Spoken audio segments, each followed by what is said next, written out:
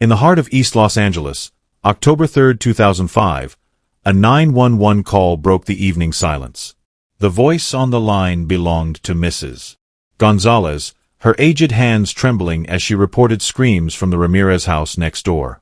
3 p.m., they found David Ramirez dead on his kitchen floor, his wife Maria still gripping the blood-stained knife, and her sister Elena hysterically trying to stop the bleeding.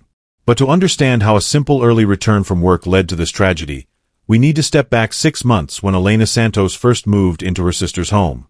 In the spring of 2005, East Los Angeles bustled with the familiar rhythm of working-class life.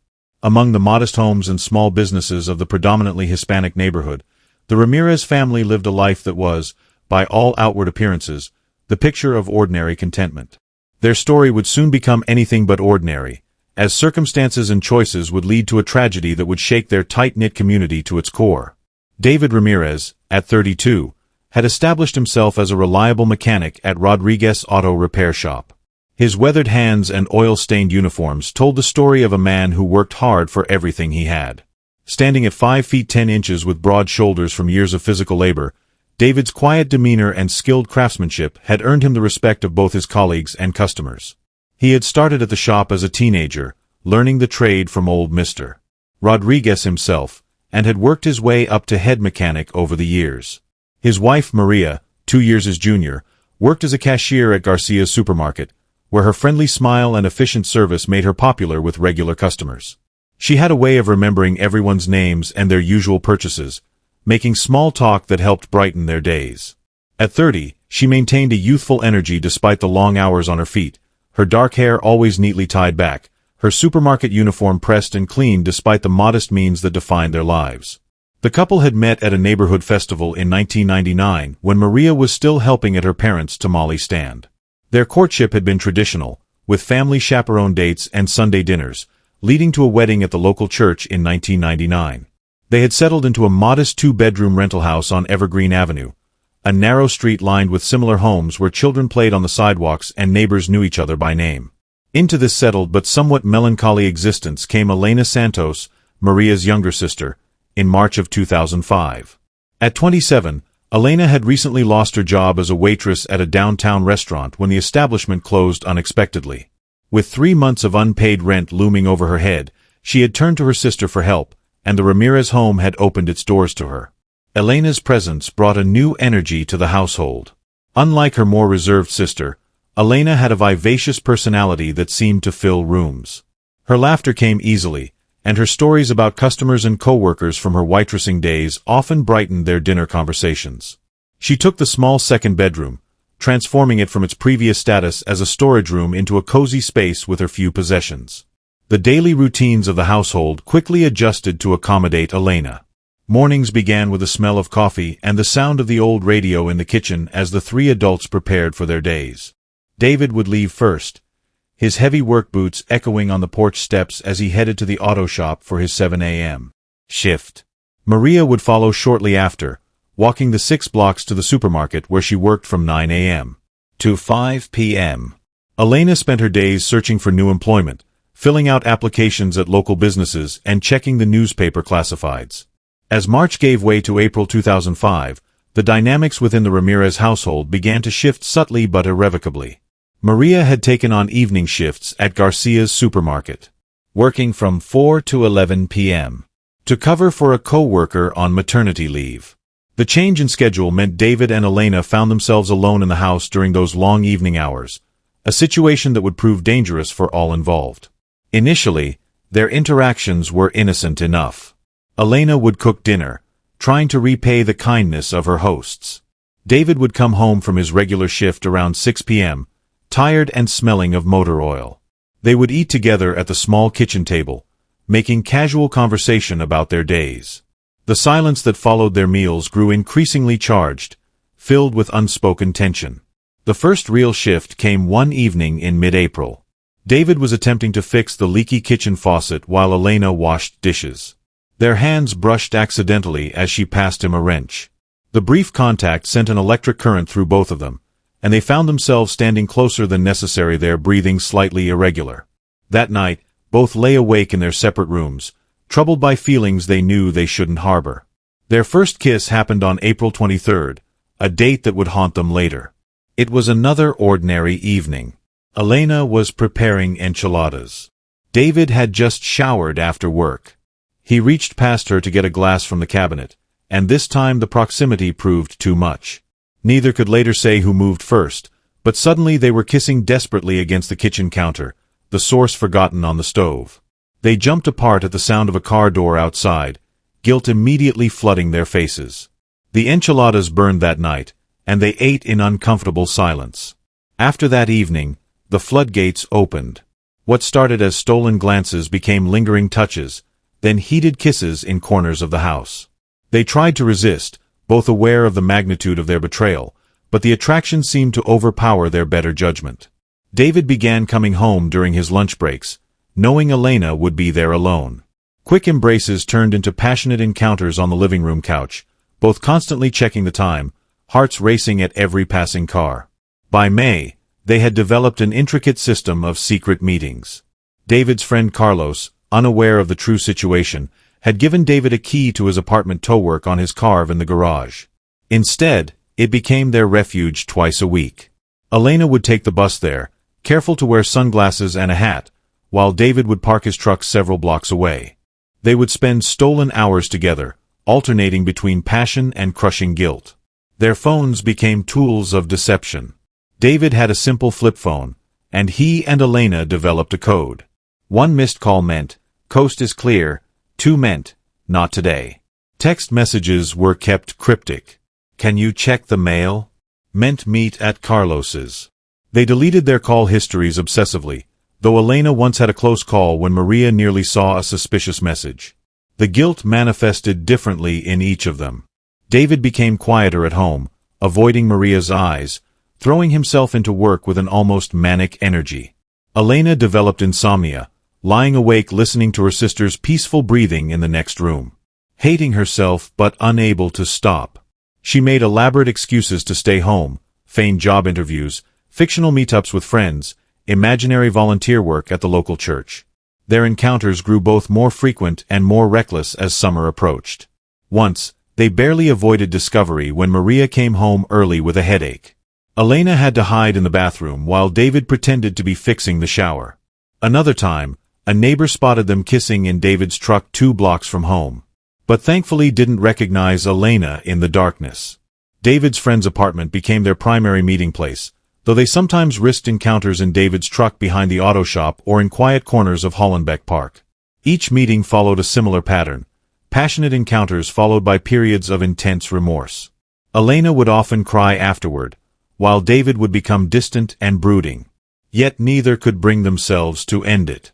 The toll on their daily lives was substantial. Elena stopped seriously looking for work, preferring to remain available for their clandestine meetings.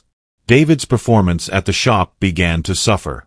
He would make careless mistakes, his mind elsewhere. Both lost weight, their appetites diminished by constant stress and guilt. Maria, working her long evening shifts, remained unaware of the betrayal happening in her own home. She attributed David's distance to work stress and Elena's weight loss to depression over her unemployment. Her trusting nature, the very thing that had made her marry David and taken her sister, prevented her from seeing the signs that were becoming increasingly obvious to others. By July, rumors had begun to circulate in the neighborhood. Mrs. Gonzalez had seen David's truck parked in unusual places at odd hours. Mr. Chin noticed Elena buying birth control pills at his store. But in the tight-knit community, no one wanted to be the bearer of bad news to Maria, whose kindness had touched many of their lives. Their guilt manifested in strange ways. David began buying Maria small gifts, costume jewelry, her favorite chocolates, new potted plants for the porch. Elena would spend hours cleaning the house, as if domestic perfection could somehow absolve her of her sins. They both became extraordinarily attentive to Maria when she was home, their forced cheerfulness another form of deception. The situation reached a critical point in late August. Elena discovered she had missed her period and spent 3 terrifying days believing she was pregnant. The pregnancy test ultimately came back negative, but the scare forced them both to confront the magnitude of their actions. They agreed to end the affair, sharing one last passionate encounter at Carlos's apartment that they swore would be the final time. The resolution lasted exactly 6 days. By early September, they had fallen back into their pattern of secret meetings and coded messages. Though now with an added layer of desperation. Both knew they were playing with fire, but the attraction between them had become an addiction neither could break. Their encounters became more frequent, more careless, as if they were subconsciously hoping to be caught, to end the torment of their double lives. The web of lies grew more complex. David invented a fictional project at work that required late hours. Elena created an imaginary job lead in another part of town. They maintained separate facades for Maria, their stories occasionally contradicting each other in ways they hoped she wouldn't notice. As September drew to a close, the situation had become unsustainable. The guilt was eating them alive, yet the passion showed no signs of cooling. They were caught in a destructive cycle, each encounter leaving them more desperate than the last. Neither could have predicted the violent way their secret would finally be exposed, or the tragic consequences that would follow. The affair that had begun with a simple touch in a kitchen would ultimately destroy 3 lives, leaving a quiet Los Angeles neighborhood to grapple with questions of love, betrayal, and the terrible price of forbidden passion. As summer progressed in East Los Angeles, the secret affair between David and Elena began showing dangerous cracks. Their first major close call came on a sweltering day in July. Mrs. Gonzalez, their elderly neighbor, was watering her plants when she spotted David's truck parked behind the house at 2 p.m., a time he should have been at work. She later mentioned this casually to Maria, who brushed it off, explaining that David sometimes came home for lunch. Elena had been inside the truck with him, both of them ducking down when they heard Mrs. Gonzalez's voice. Carlos, David's friend whose apartment they had been using, started noticing peculiar details. The bed in his spare room was often slightly disturbed, despite no one supposedly using it. One afternoon in August, he came home unexpectedly and found long dark hairs on his couch, hairs that could have belonged to either Maria or Elena. On August 15th, he finally confronted David. "Hey man, I need to talk to you about something," Carlos had said, pulling David aside at work. "I know what's going on with Elena." David's face had gone pale, but he tried to deny it. Carlos wasn't convinced. "Look, I'm not judging, but this is going to blow up in your face. Maria's going to find out, and it's going to destroy everyone." The warning shook David, but instead of ending the affair, it just made them more secretive. They stopped using Carlos's apartment and found new meeting places, cheap motels on the outskirts of town, secluded spots in Elysian Park, even the storage room at the auto shop after hours. Elena's health began to deteriorate under the strain of constant deception. She lost 12 pounds between June and August, dark circles forming under her eyes from sleepless nights. Her once vibrant laugh became rare, replaced by a nervous energy that made her jump at unexpected sounds. When Maria suggested she see a doctor, Elena blamed it on the stress of job hunting. By late August, Maria had begun noticing small changes in her home life.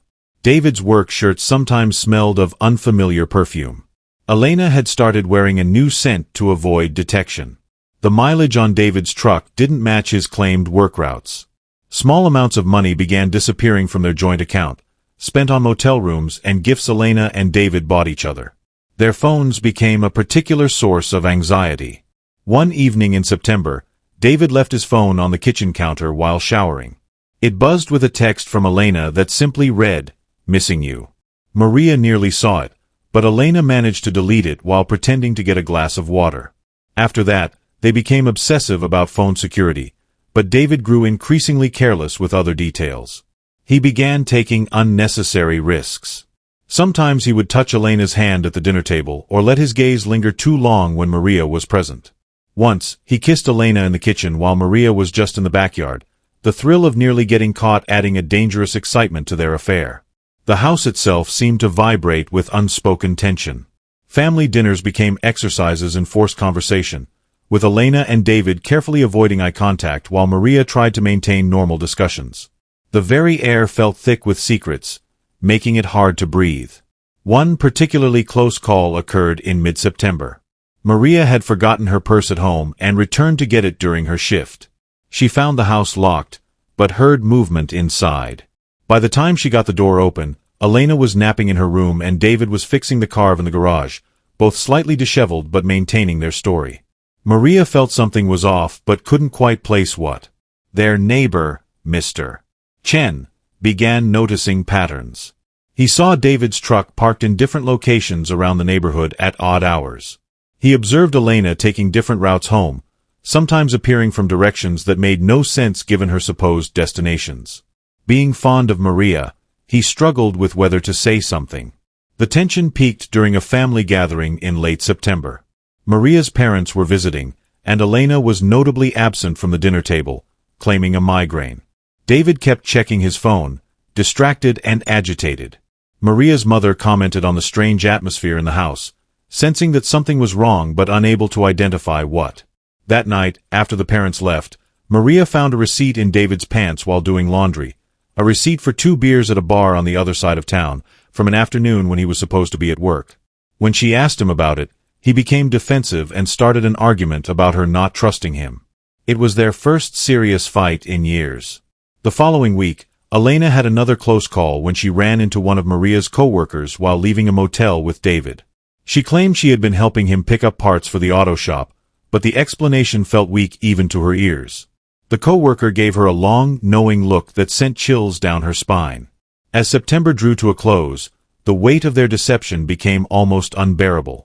David started making mistakes at work, his concentration shattered by guilt and fear of discovery.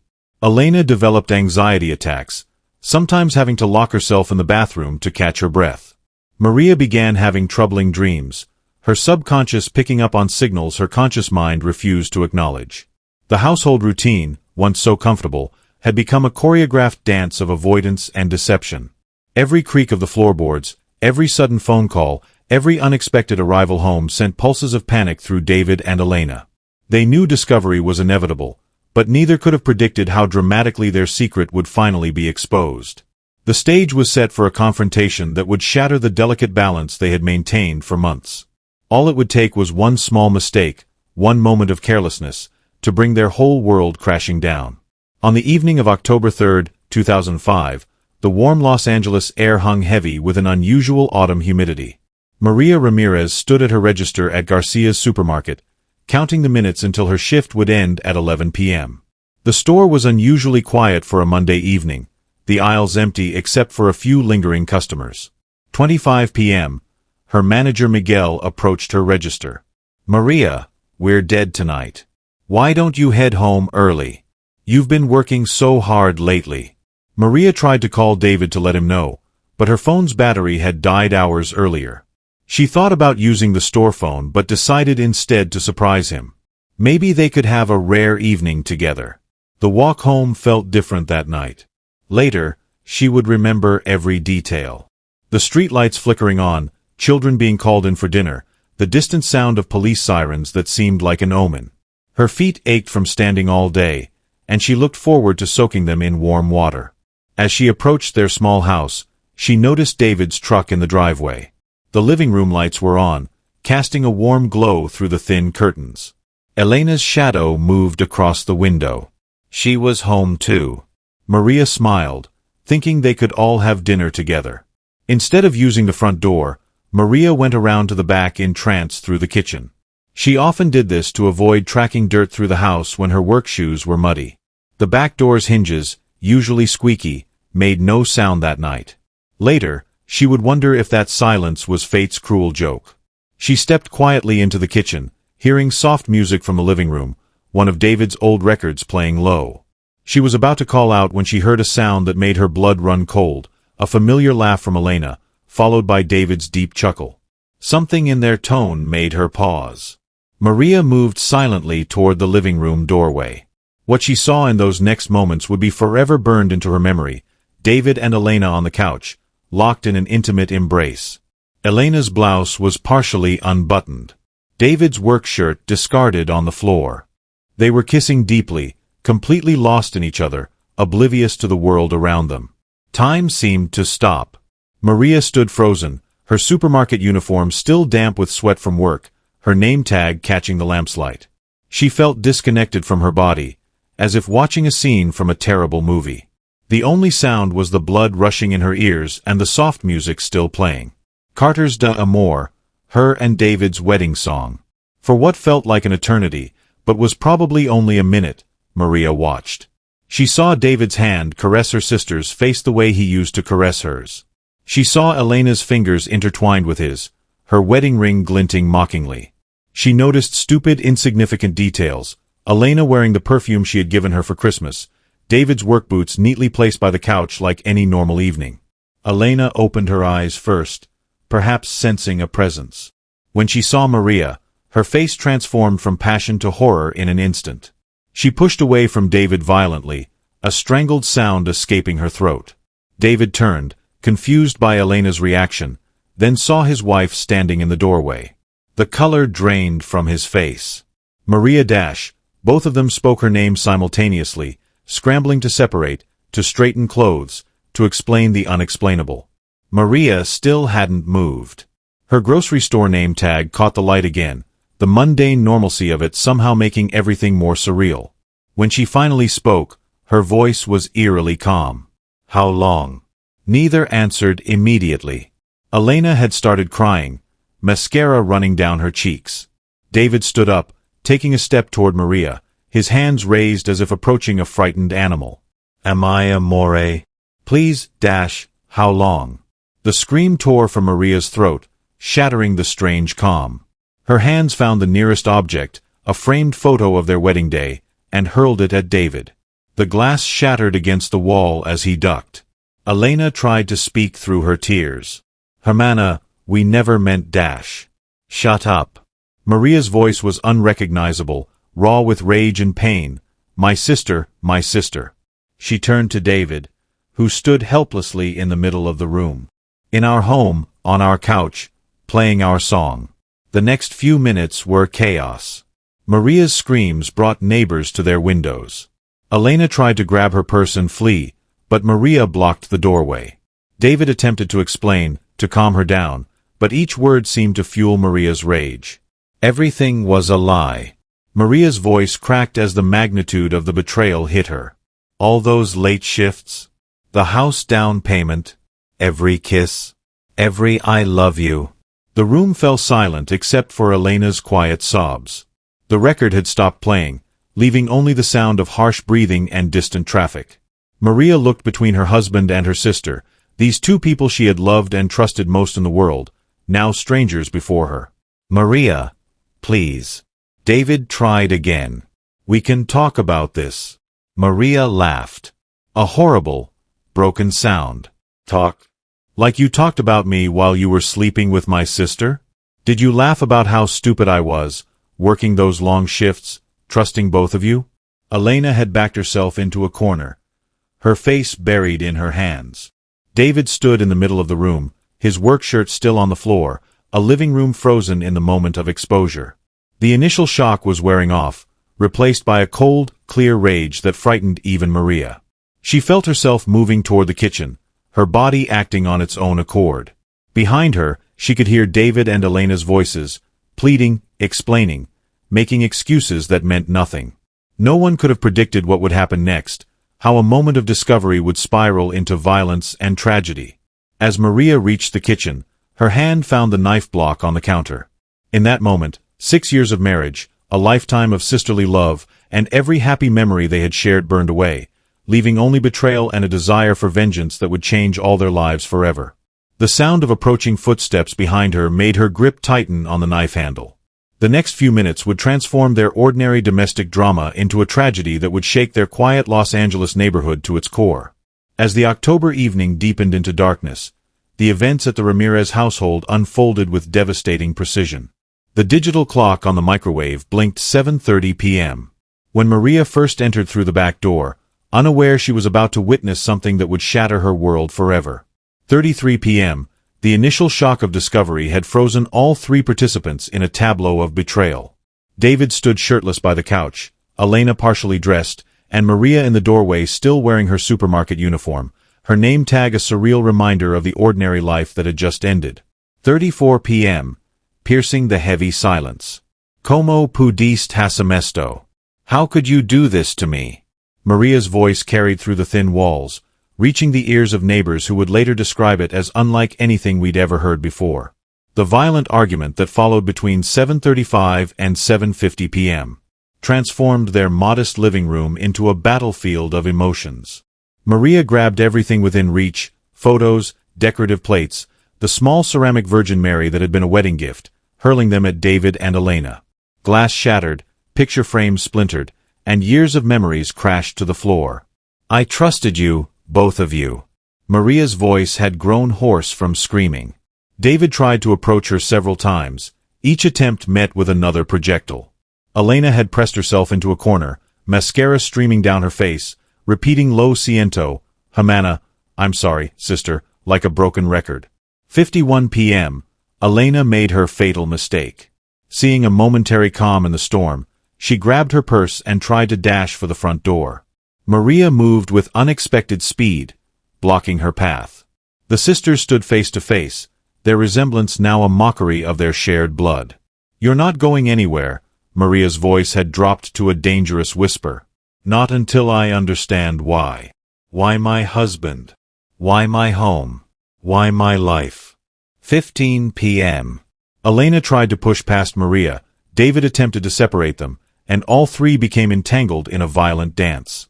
Hair was pulled, clothes were torn, and nails left bloody scratches. David's attempts to restrain Maria only enraged her further. His touch, the same touch that had caressed her sister, now feeling like acid on her skin. 3 p.m. During a moment when David was trying to restrain Elena, Maria broke free and ran to the kitchen. Her hand found the knife block on the counter, fingers wrapping around the handle of the large chef's knife they had received as a wedding present. The irony would later be noted in court documents. 5 p.m. Elena had followed Maria into the kitchen, still pleading, still trying to explain. David was close behind, reaching for Maria's arm. Later, forensics would debate the exact sequence, whether Maria had aimed for Elena and David intervened, or whether the knife had found its mark through blind rage rather than intention. The blade plunged deep into David's chest as he stepped between the sisters. The sound it made was surprisingly quiet, a soft thud followed by a sharp gasp. David looked down at the handle protruding from his chest with an expression of disbelief before collapsing onto the linoleum floor.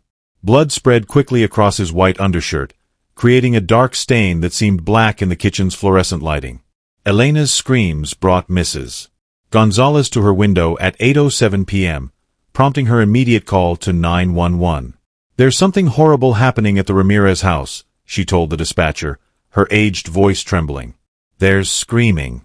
I think someone's hurt." The next 8 minutes stretched like an eternity. Maria stood motionless, still gripping the knife's handle, as if removing it might undo what had happened. Elena had fallen to her knees beside David, pressing her hands against the wound in a futile attempt to stop the bleeding. His blood covered her fingers, mixing with her tears as she begged him to stay alive. Police sirens pierced the night at 8:15 p.m. 2 patrol cars arrived first, followed quickly by an ambulance. Officers found the front door open, stepping into a scene that even veteran cops would later describe as emotionally challenging. A half-dressed woman covered in blood, trying to save a dying man. Another woman standing statue still, holding a bloody knife, and evidence of domestic violence scattered throughout the house. David Ramirez was pronounced dead at 8:23 p.m., his blood staining the kitchen floor where he and Elena had shared secret kisses just weeks before. The knife had pierced his heart, doctors would later testify, causing death within minutes. Maria offered no resistance when officers handcuffed her. She remained silent as they read her rights, her eyes fixed on her husband's body. Elena had to be physically pulled away from David, her hysteria requiring sedation from paramedics. The neighbors gathered outside, drawn by the flashing lights and sirens. They watched as Maria was placed in a patrol car, still wearing her supermarket uniform with its cheery, "How may I help you?" slogan now spattered with her husband's blood. Elena was loaded into an ambulance, sedated but still whimpering her sister's name. Crime scene investigators arrived by 9 p.m., beginning the meticulous process of documenting the tragedy. They photographed the disorder in the living room, the broken glass and scattered photos telling the story of rage unleashed. They marked the blood trail from kitchen to living room, measured distances, and collected the murder weapon, noting how the knife had been a wedding gift, another cruel irony in a night full of them. The house, once a home of seeming domestic tranquility, had become a sealed crime scene. Yellow tape stretched across the front yard where Maria had planted her geraniums. Forensic lights illuminated windows where family photos had once been displayed.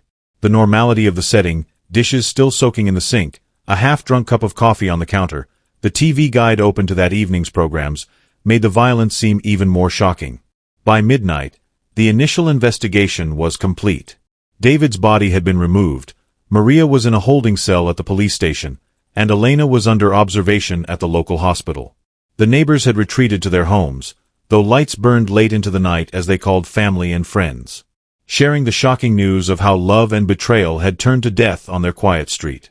The Ramirez house stood empty, its rooms still echoing with the sounds of destruction and death. The old record player in the living room remained plugged in, their wedding songs still on the turntable, a silent witness to how quickly love could turn to tragedy, and how passion and betrayal could destroy 3 lives in less than an hour on an ordinary October evening. By dawn on October 4, 2005, the Ramirez residence had been transformed into a methodically organized crime scene. Detective Sarah Chen led the investigation, having arrived shortly after patrol officers secured the scene. The house, she noted in her preliminary report, told a story of both premeditated deception and spontaneous violence. The kitchen, where David Ramirez had taken his last breath, became the focal point of forensic investigation. The murder weapon, an 8-inch Henkel chef's knife, lay on the linoleum floor, surrounded by dried blood. Blood spatter analysis revealed that David had been standing when stabbed, taking 2 steps before collapsing. The pattern of gravitational drops suggested he had remained alive for approximately 3 to 4 minutes after the stabbing. The living room presented a chaotic scene that chronicled the confrontation's escalation. CSI technicians meticulously photographed and collected evidence. Broken picture frames lay scattered across the floor, including their wedding photo, which had shattered against the wall. David's work shirt and Elena's blouse were found crumpled near the couch. The record player still hummed softly, their wedding song frozen on the turntable. Cell phone records became a crucial element of the investigation. Detective Chen obtained warrants for all 3 phones, revealing a complex web of deception. David's call log showed daily communications with Elena, and recovered deleted texts exposed hundreds of intimate messages between the lovers. Location data placed them together at various motels throughout the summer months. 15 p.m. that evening read simply, "Coast is clear, come over." The neighbors' statements painted a vivid picture of the evening's events. Mrs. Gonzalez, who lived next door, described hearing Maria's first scream around 7:30 p.m. "I'd never heard her sound like that." She told investigators, her aged hands trembling as she gave her statement. Then there was crashing, things breaking. "When I heard Elena screaming later, I knew I had to call 911. Mr. Chen, the corner store owner, provided context for the weeks leading up to the tragedy, describing David's increased alcohol purchases and Elena's nervous behavior. The forensics team worked through the night, examining every detail of the crime scene. Fingerprint analysis revealed signs of struggle, with smeared prints on door frames and walls telling the story of the violent confrontation. DNA evidence confirmed intimate contact between David and Elena, while blood pattern analysis indicated Maria had stabbed downward with significant force, suggesting a moment of intense rage rather than premeditated action. James Morton conducted the autopsy on October 5, his findings adding crucial details to the investigation. The single stab wound had penetrated 6 inches deep, striking David's heart directly. The absence of defensive wounds suggested he hadn't expected the attack, likely believing he could calm the situation. The medical examiner placed time of death at approximately 8:20 p.m., confirming witness timelines. Elena's hospital statement, taken while she was still under mild sedation, provided emotional context to the physical evidence. Her voice trembled as she described the affairs beginning in April, their failed attempts to end it, and the horrifying moments of discovery. "When Maria caught us, she just stood there, watching," Elena recalled, tears streaming down her face. "Then everything exploded. She started throwing things. I tried to leave, but she blocked the door. David tried to protect me. Oh God, David tried to protect me." Maria's initial police interview struck Detective Chen with its eerie calmness. She spoke in a detached manner, as if describing events that had happened to someone else. "I came home early. My phone was dead," she stated flatly. "I saw them together on our couch, playing our wedding song. He was touching her like he used to touch me. I remember walking to the kitchen. I remember the knife. After that, everything is red. The investigation uncovered a trail of evidence documenting the affair: hotel receipts in David's truck, a prepaid phone in Elena's purse used exclusively for their communications, bank statements showing suspicious withdrawals, and security camera footage from local motels. Love letters hidden in Elena's room revealed the depth of their relationship and the guilt they both carried. Within 48 hours, Detective Chen had assembled a comprehensive timeline that would become the backbone of the prosecution's case. The evidence pointed to a crime of passion triggered by long-term deception. Maria Ramirez was charged with second-degree murder, while Elena's status shifted between witness and potential accessory, her role in the events leading to her sister's breakdown becoming a matter of intense legal debate. The investigation, marked as case hashtag 2005-10-437, would continue for weeks, but those first critical hours had revealed the essential truth: a triangle of love, betrayal, and violence that had transformed a seemingly ordinary household into a crime scene and 3 lives into a cautionary tale of passion's destructive power.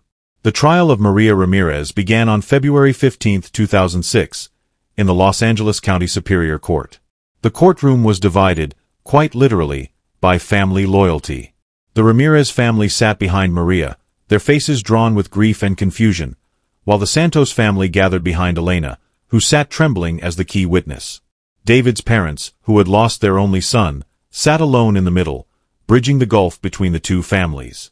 The prosecution, led by District Attorney Robert Martinez, painted a picture of premeditated murder, arguing that Maria had chosen the kitchen knife deliberately after discovering the affair. He emphasized the brutality of the stabbing, showing crime scene photos that made several jurors wince. Elena's testimony proved particularly powerful, her tears seeming genuine as she described how David had stepped between the sisters in a final act of protection. Defense attorney Michael Cohen presented a different narrative, arguing for a crime of passion. Imagine, he asked the jury, finding your husband and sister together in your own home, your wedding song playing in the background. This isn't a case of premeditation, it's a case of a woman pushed beyond human endurance. He introduced evidence of the lengthy affair, arguing that the sustained betrayal had created an emotional pressure cooker that finally exploded.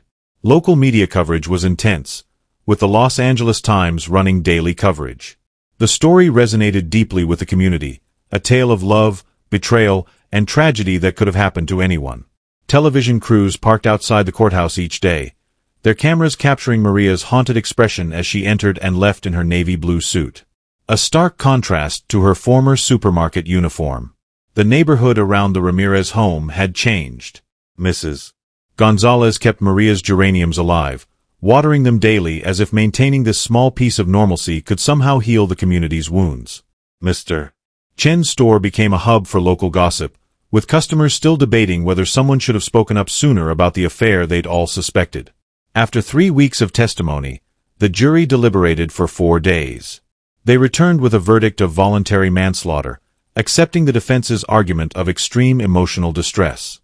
The judge, noting Maria's previously spotless record and the extraordinary circumstances, sentenced her to 12 years in state prison. Elena left Los Angeles immediately after the trial, moving to Arizona to escape the whispers and accusing glares.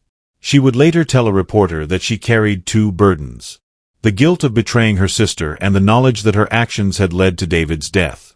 She never married, dedicating herself instead to volunteer work with domestic violence survivors. The Ramirez and Santos families, once close, became strangers. Holiday gatherings were permanently divided, with young cousins growing up hearing whispered versions of why they never saw certain relatives.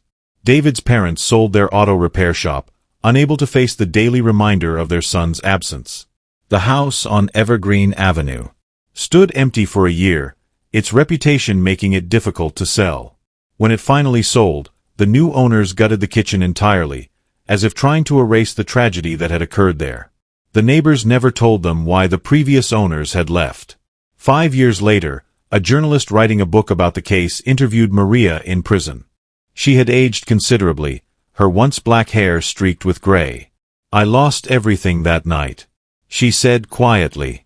"My husband, my sister, my freedom, my future. Sometimes I wonder if I actually died too, and this is just my ghost living out these days." The case became a cautionary tale in the East Los Angeles community, discussed in hushed tones at family gatherings. Young couples were reminded that love requires trust, and trust once broken can lead to unimaginable consequences. Local church groups used the story in marriage counseling sessions, though they changed the names out of respect for the families. 10 years after the tragedy, on a warm October evening much like the one when everything fell apart, Mrs. Gonzalez still tends to the geraniums that bloom in front of the old Ramirez house. They're different plants now, but she keeps them red, just as Maria always did. Sometimes she sees Elena drive slowly past the house when she visits Los Angeles, never stopping, just looking. And sometimes, on very quiet nights, the older residents swear they can still hear the echo of that first scream, the moment when an ordinary household erupted into tragedy. The case files gather dust in the Los Angeles County Courthouse, but the lessons remain fresh. How love can turn to betrayal, betrayal to violence, and how 3 ordinary people who shared Sunday dinners and Christmas mornings could become cautionary tales in the newspapers. In the end, there were no winners, only survivors, each carrying their own version of guilt and grief into the future. Thanks for watching. Subscribe and like this video for more true crime video. Don't forget to leave your thoughts and theories in the comments section below. Take care and see you in the next video.